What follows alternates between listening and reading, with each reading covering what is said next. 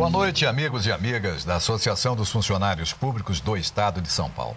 Começamos agora mais um programa AFIPESP na TV, que apresenta em sua grade de programação entrevistas, variedades e também dicas gastronômicas. Então é um programa bem variado e bem interessante.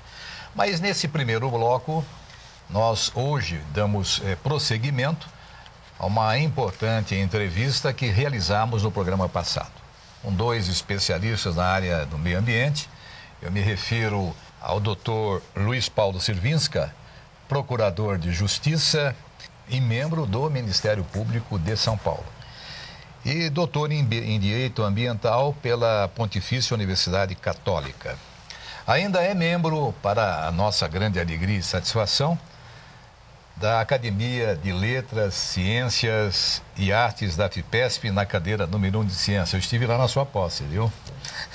Obrigado pela sua presença, Dr. Luiz Paulo Sirvinskas, porque certamente estaremos conversando hoje com um dos mais renomados especialistas em direito ambiental de nosso país. Aliás, é uma matéria hoje muito festejada. Eu falo festejada no sentido positivo, né? E também ao nosso lado, para a nossa satisfação mais uma vez, né?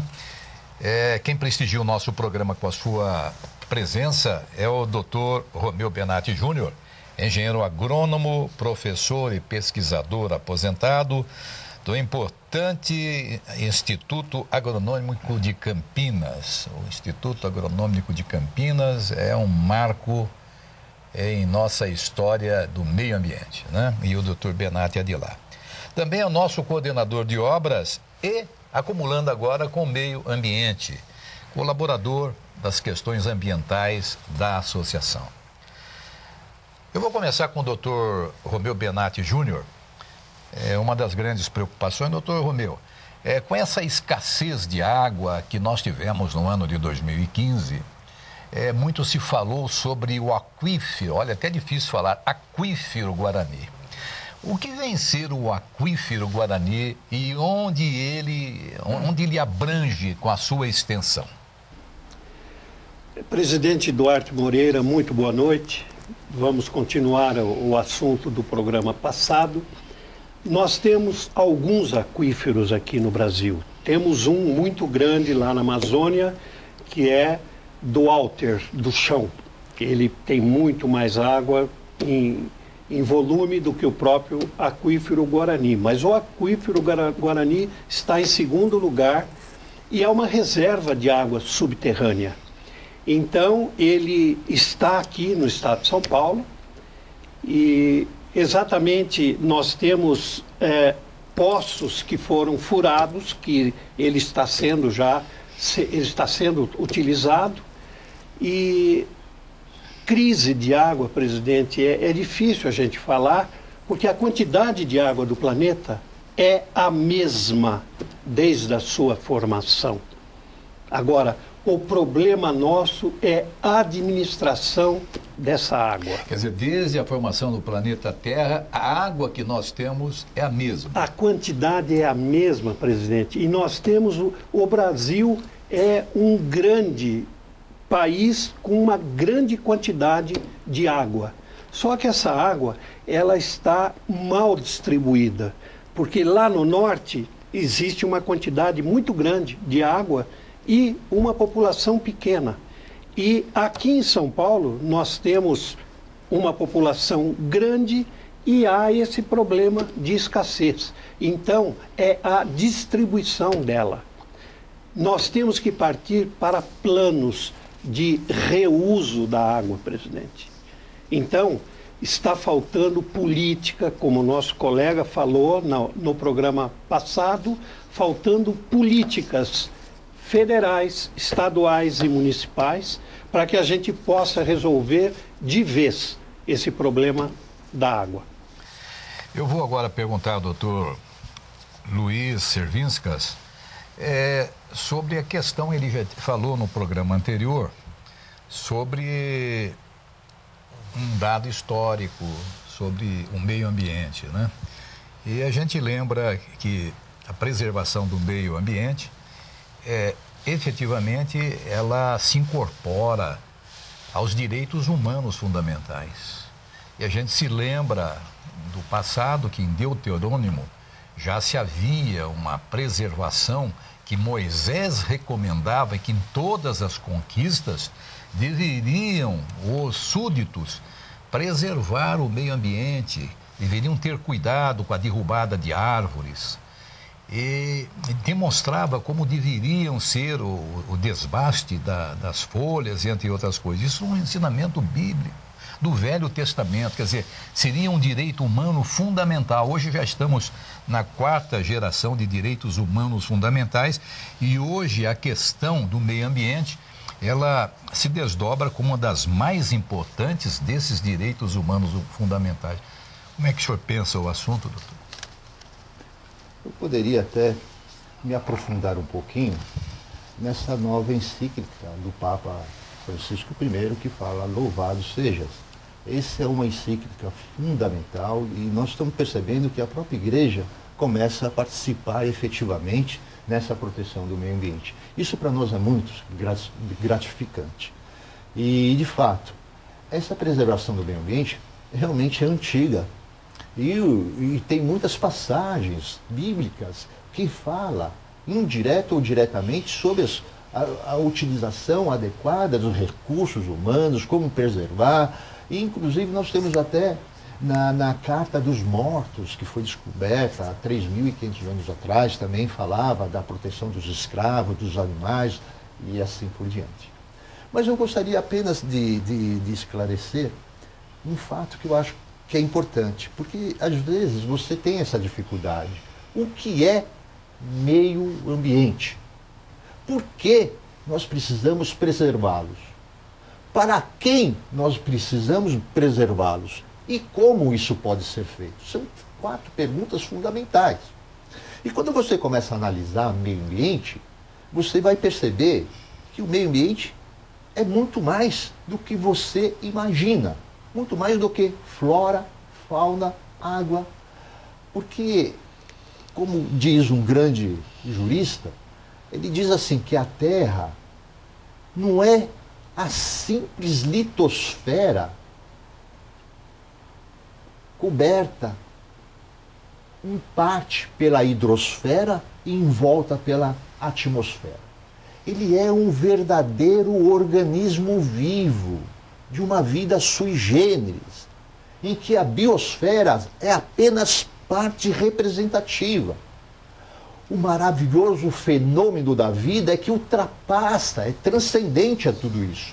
Por isso nós precisamos cuidar desse planeta, através de uma ética apropriada, a ética da vida, que busque dimensões não só biosféricas, mas que ultrapasse as barreiras planetárias.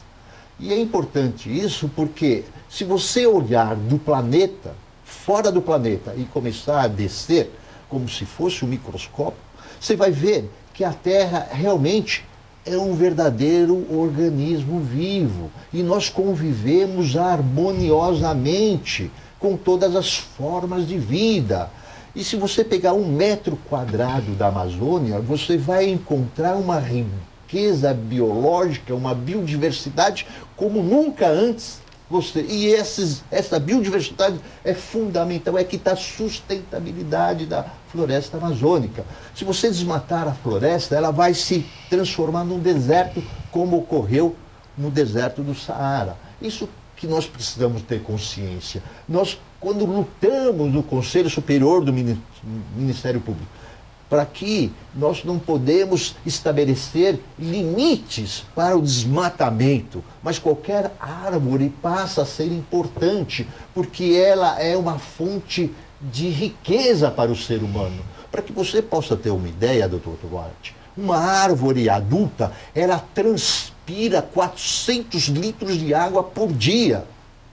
Então é importante que nós saibamos dessa riqueza. Ela não só capta o gás carbônico e espelha oxigênio, ela tem uma função biológica importante, porque ela abriga a fauna. Se você destruir a floresta, você vai estar destruindo a fauna. Se você destruir a fauna, você está destruindo a floresta. Há um intercâmbio entre tudo isso, há uma riqueza.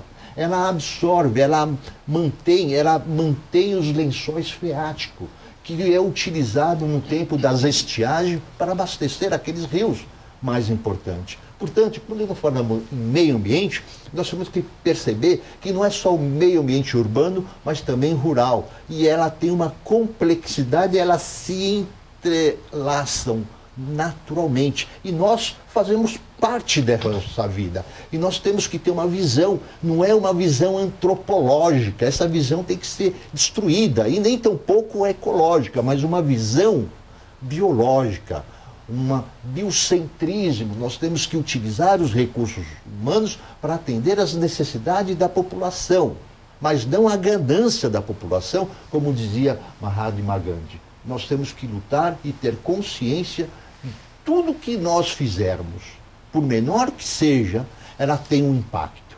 E nós temos que pensar nos impactos da nossa conduta. Dr. Romeu Benatti Júnior, o senhor como engenheiro agrônomo, professor universitário, que teve grande vivência no Instituto Agronômico de Campinas, o IAC, né? IAC, né? Eu perguntaria ao senhor o seguinte: o senhor acredita que as iniciativas de proporcionar nas nossas escolas, nós temos aqui um doutor em Direito Ambiental em nível superior.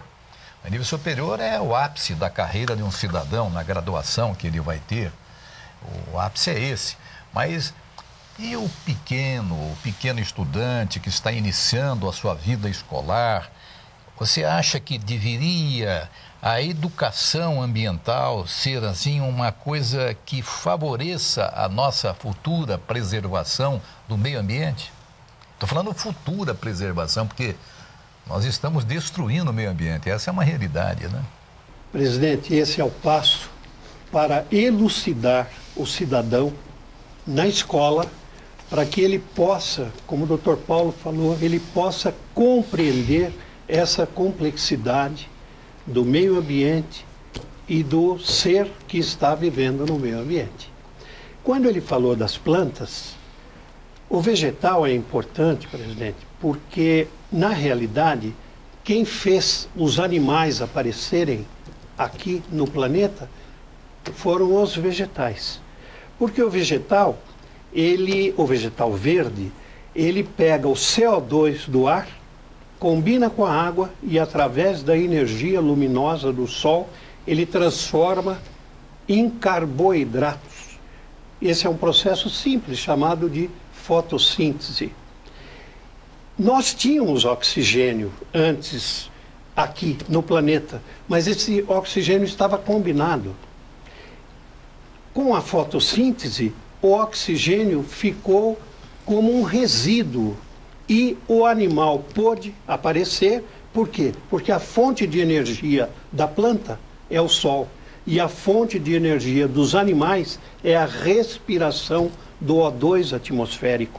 Então, esse tipo de ensinamento vegetal é importante? Puxa vida, se nós dermos essa conotação, o vegetal é muito importante. Agora, o problema não é o cortar uma árvore. Uma árvore demora para crescer 20 anos, 25 anos, e vem uma serra Steel, presidente, e corta essa árvore em minutos. Isso causa um desequilíbrio muito grande.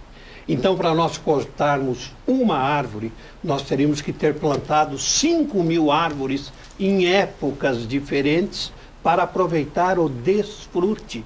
E esse tipo de ensinamento cai naquilo que o Dr. Paulo falou, da educação ambiental. Então, é muito importante que a gente coloque essa disciplina o quanto antes nas nossas redes escolares. Bem, eu quero agradecer o doutor Luiz Paulo Sirvinska, procurador de Justiça e doutor em Direito Ambiental, pela sua participação, membro do Ministério Público, pela sua importante participação em nosso programa, que muito nos honrou. Igualmente, ao engenheiro agrônomo doutor Romeu Benatti Júnior, pesquisador científico aposentado e foi membro do Instituto Agronômico de Campinas e atual é coordenador de obras e meio ambiente da Associação dos Funcionários. Muito obrigado a ambos. E agora nos despedimos e desejando a todos vocês uma feliz programação em AFIPESP na TV.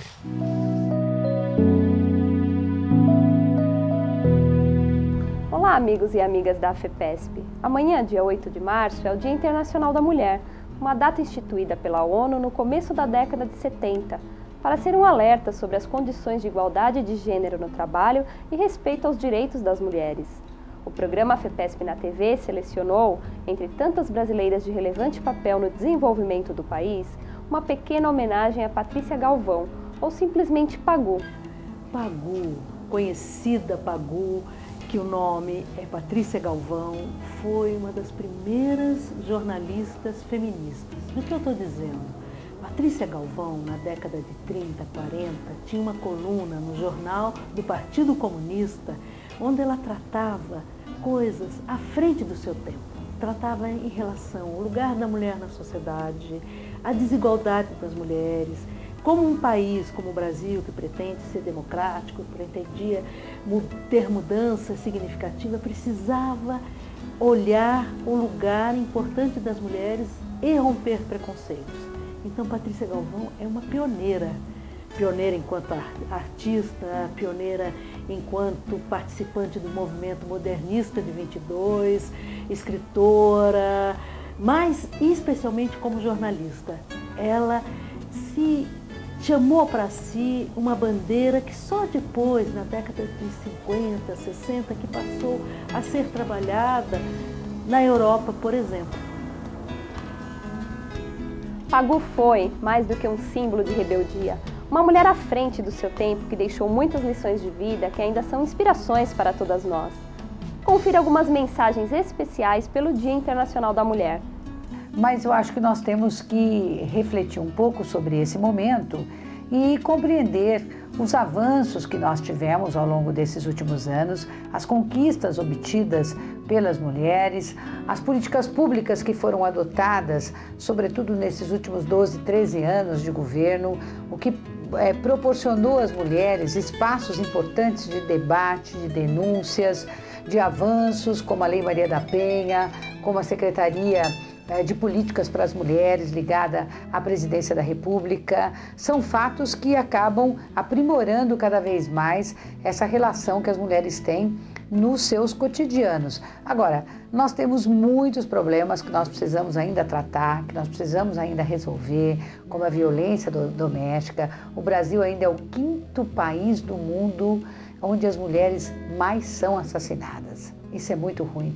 O Brasil é o 2º país do mundo com diferenças salariais entre homens e mulheres marcantes. Nós só perdemos para Angola.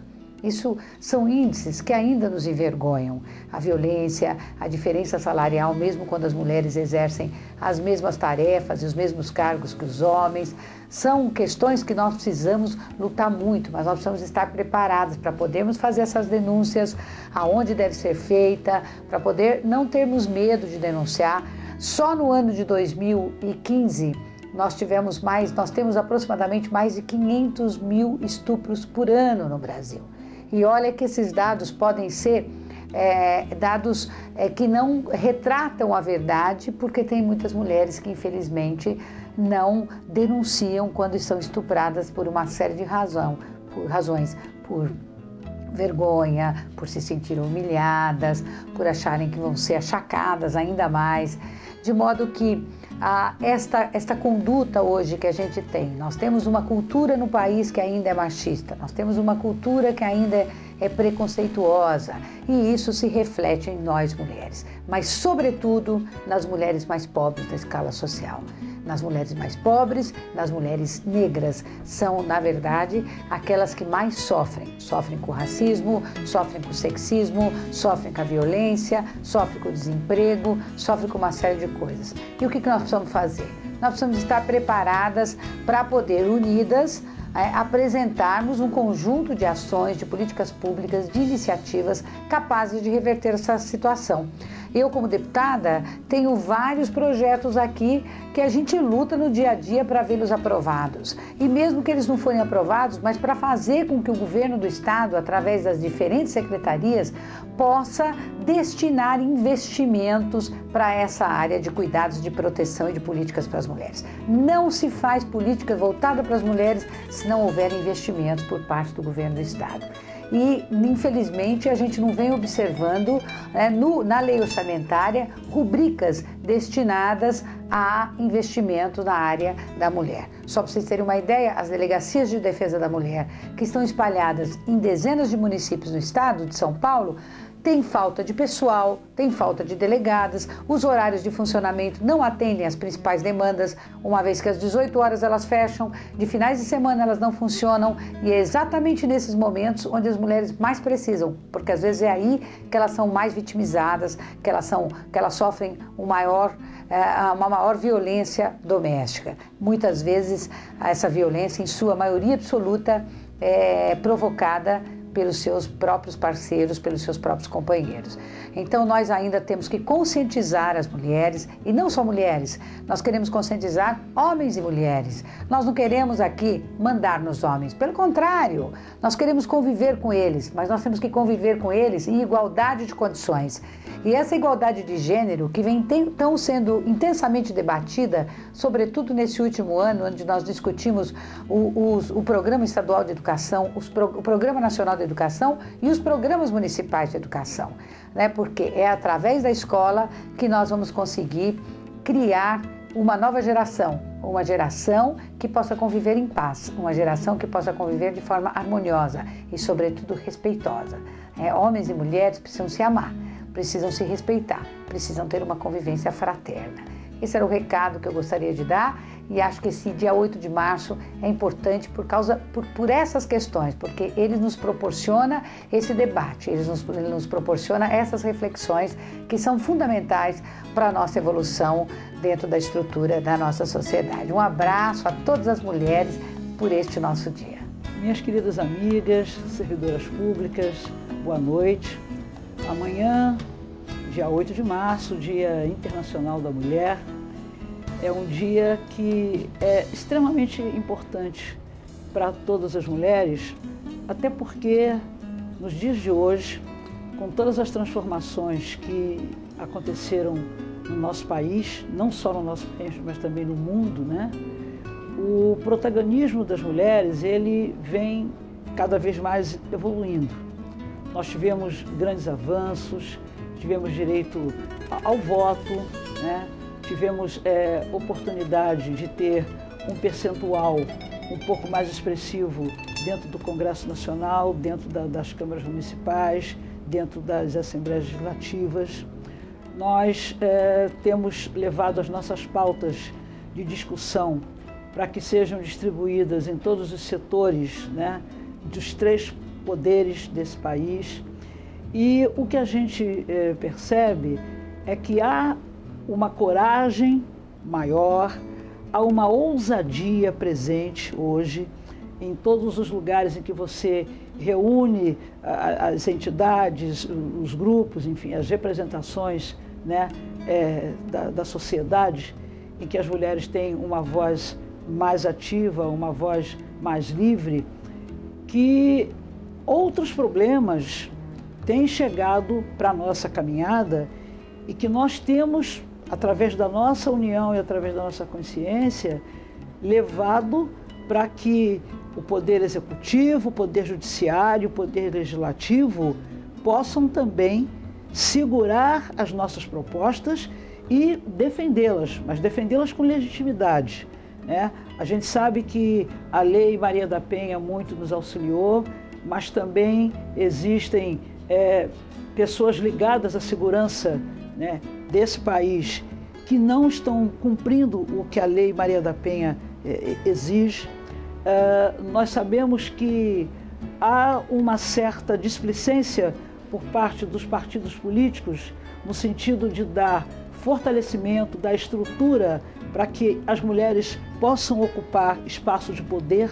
Não adianta só você colocar para completar o percentual e não dar a essas mulheres as ferramentas para que elas possam ser eleitas.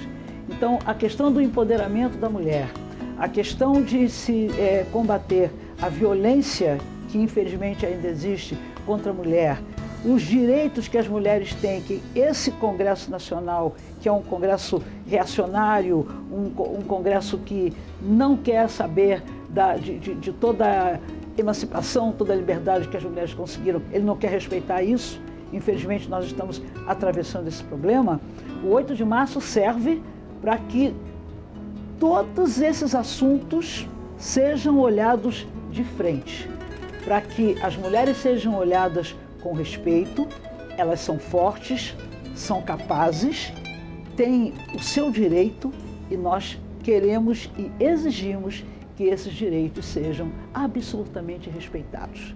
Eu quero cumprimentar todas as funcionárias públicas e também parabenizá-las pela luta, que eu sei que elas são mulheres corajosas, mulheres que têm esperança dentro do coração, que não perderam sua ternura, e é para essas mulheres que eu quero falar, cumprimentar e pedir a Deus que as abençoe, que as ilumine e que as proteja sempre. Parabéns, mulheres servidoras públicas. No próximo bloco, para finalizar a nossa edição, uma deliciosa receita de picanha da Unidade de Termas de Ibirá.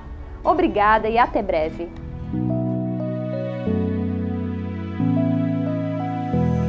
Boa noite, amigos da FEPESP. Vamos apresentar uma dica de receita que muitos brasileiros gostam e criam pratos saborosos, que é um corte da carne de boi, a picanha. É uma parte macia do boi com uma capa de gordura que é responsável pelo sabor e suculência. Na unidade de lazer Termas de Ibirá, a carne segue a receita até bem conhecida, que é a picanha engessada. Anote os ingredientes para uma porção individual.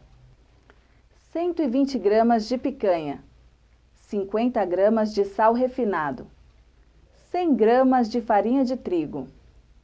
Poucos ingredientes e de fácil preparo, não tem como errar. Para você fazer, coloque a picanha em uma assadeira e cubra a peça primeiro com sal e depois com farinha de trigo. Leve para assar por 45 minutos em forno bem quente. Quando retirar do forno, quebre a casca e sirva com o acompanhamento de sua preferência. Gostou do nosso programa? Mande sua sugestão pelo e-mail afipesp.org.br. A Afipesp agradece a sua audiência e até o nosso próximo programa. Boa noite e obrigada!